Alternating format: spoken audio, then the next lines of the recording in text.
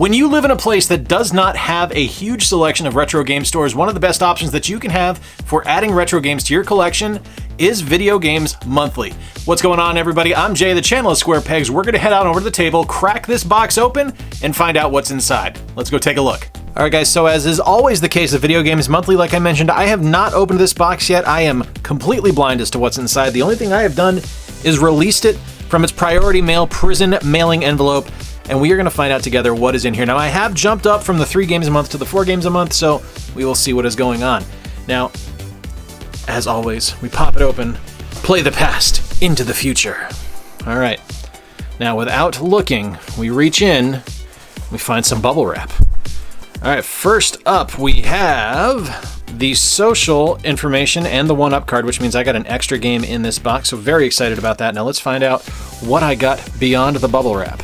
All right, first things first, this is an NES cartridge, and we got from Capcom 1943. Let's head on over to the NES and see how this game looks, and I'll give you a brief synopsis of what I think about it. For the NES, we have 1943, the Battle of Midway, and I love Capcom's entries on the NES, and 1943 and 1942 were 2 games that I really enjoyed, and it was games that I used to rent pretty regularly as a kid, but I never actually owned, so this marks the first time I've ever owned this game, which is pretty awesome. Now, I'm terrible at it, which is a nice thing to see that it has remained consistent from when I was a child, but it's something that I have a whole lot of fun with. Like, this is just pure classic wonderful arcade action. It's not a fast game, but it is something where you need to be on your toes to make sure that you're dodging the enemies that are coming in, because it's not a one-hit death. You actually kind of have an energy meter. If you look in the lower right corner, there's a marker there that actually has a counter on it for how much energy you have, and that's how much damage you can take. It plays really well. It looks very good for an NES game, and the sound is really, really well done on it. I really like 1943, The Battle for Midway, and this is the big ticket game for this box. This one is actually worth $18 as it stands loose. You know, I can't complain about that. That's a really good get for the collection, and I'm happy to add it to the set. Okay, up next we have, this is a Genesis cart, and this one is Battleship, the classic naval combat game from Milton Bradley. Let's take a look at this one over on the Genesis as well. All right, I should probably clarify that I don't actually know if Battleship is from Milton Bradley. That just sounds right to me, but this is Super Battleship for the Sega Genesis, and this does something a little bit different than just Classic Battleship. You do have that option to play here, and Classic Battleship plays exactly the way you would expect it to. You get to place your ships, you get to shoot 3 times, you find your hits, you find your misses, you find out where the other ships are, and you blow them to smithereens. At least that's the idea. If you are any good at Battleship or you have an affinity for Battleship, this game is right up your alley. What's interesting about this is also Super Battleship mode, which is a little bit different and actually kind of felt a little bit like a dumbed down version of Advance Wars. Obviously, you only have your ships, you don't have anything else, and there's a few modes to play. Not just like a huge campaign or anything like that, but it's really interesting. You move your ships around the map, you are able to run them aground, which causes them damage or makes them unable to move and kind of makes you a sitting duck. And you have to find the enemy ships and sink them, and that's pretty neat. I'm not going to say it plays great, but it does what it sets out to do. It doesn't look great, the sound is kind of crap, and the gameplay is good. I mean, it's Battleship. I don't know what more you could expect here. At a price of $2, this is definitely the low end of the spectrum as far as games getting this month, but you know what? It's not bad. It's actually pretty fun. All right, next game up we have, this feels to be another NES cartridge, and it is, WWF Wrestlemania featuring the immortal Hulk Hogan on the cover, brother. All right, let's take a look at this game. Spoilers, this one's not very good. All right, as you guys know, I'm a big pro wrestling fan, and a lot of pro wrestling games on the NES just didn't do much for me. There's a few standouts that were really good, but WWF Wrestlemania, not one of those games. Not something I enjoyed as a kid, not something I enjoy now, and not something I see myself playing terribly frequently, as this is just kind of a game that, I mean, it's nice to have, I suppose, since I am a wrestling fan, but it's not something that I was dying to add to the collection, so this instantly becomes trade fodder, but let's try and say something nice about it.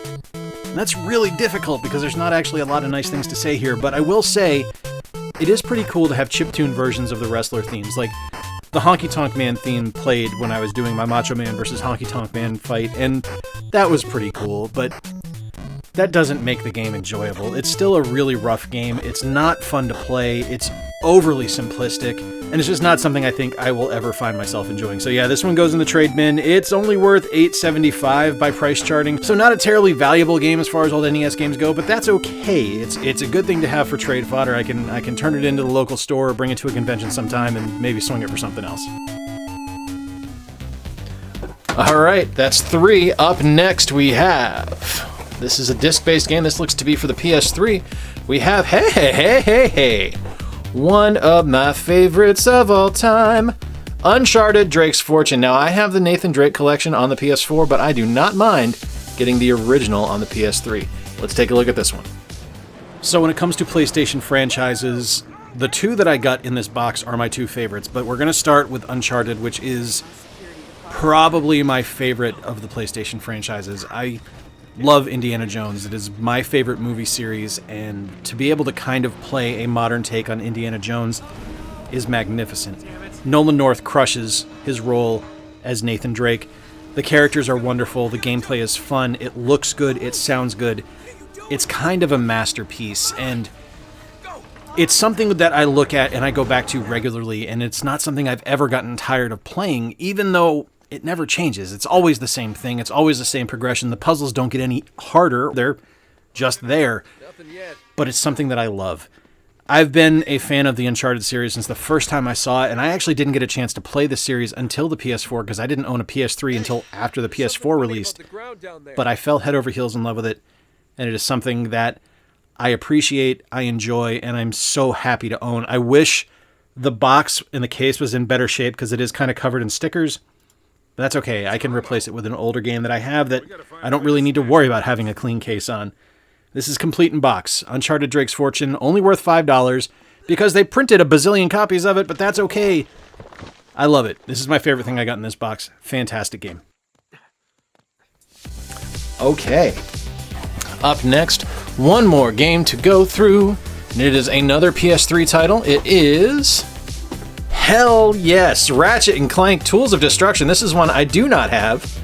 I'm stoked because Ratchet and Clank is one of my favorite series. Let's go over to the PS3 and take a look at this one. My second favorite PlayStation franchise is Ratchet and Clank, and this is one I have loved since its release on the PS2, and I have been on a quest to kind of add all the Ratchet and Clank games to my collection, although I slow roll it. You know, I'm not going out of my way to do it. If I see one that I want somewhere that it's at a fair price, I'm definitely going to pick it up.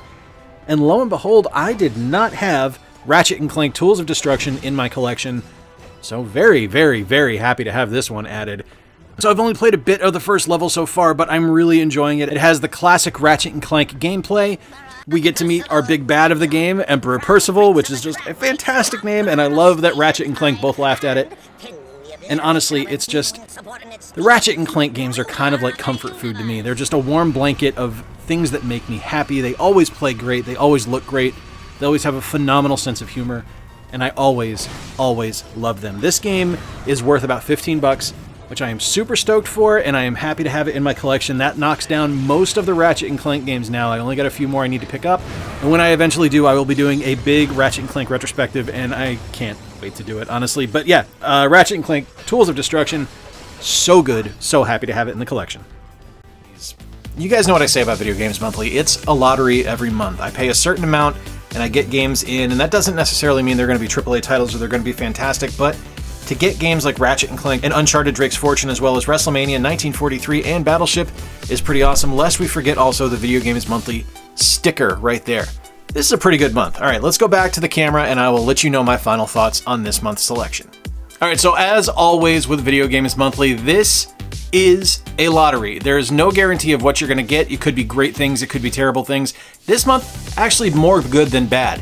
Battleship, maybe not something I would have picked out myself, but it is a game that I've always loved when I was a kid playing on the board games. I'm a huge wrestling fan, and despite the fact that this game is not great, Wrestlemania is something that I do appreciate having in my NES collection. Glad to add it to the list. Capcom was one of my favorite NES developers, so having 1943 in the collection is a good thing. And then getting 2 more games added to the PS3 collection with 2 classic Sony franchises of Ratchet and Clank and Uncharted is a big deal. Now, like I said in the video, I do already own Uncharted in the Nathan Drake collection for my PS4, but there's something to be said about getting a complete in-box copy of this game that is That's pretty magical. You know, being able to add that to the collection doesn't suck. Hey, if you're going to be in Milwaukee this weekend at Midwest Gaming Classic, be sure to stop me if you see me and say hello. I would be happy to talk to you.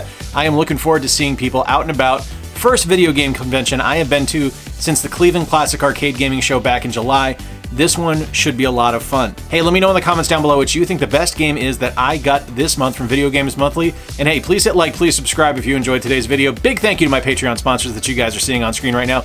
Can't tell you how much I appreciate your continued support of the channel, and I love having you guys be a part of what the channel is becoming. Until next time, folks, I've been Jay. Appreciate you spending a little bit of time with me. Until next time, remember to play more games, stay square, and take care. I'll talk to you soon.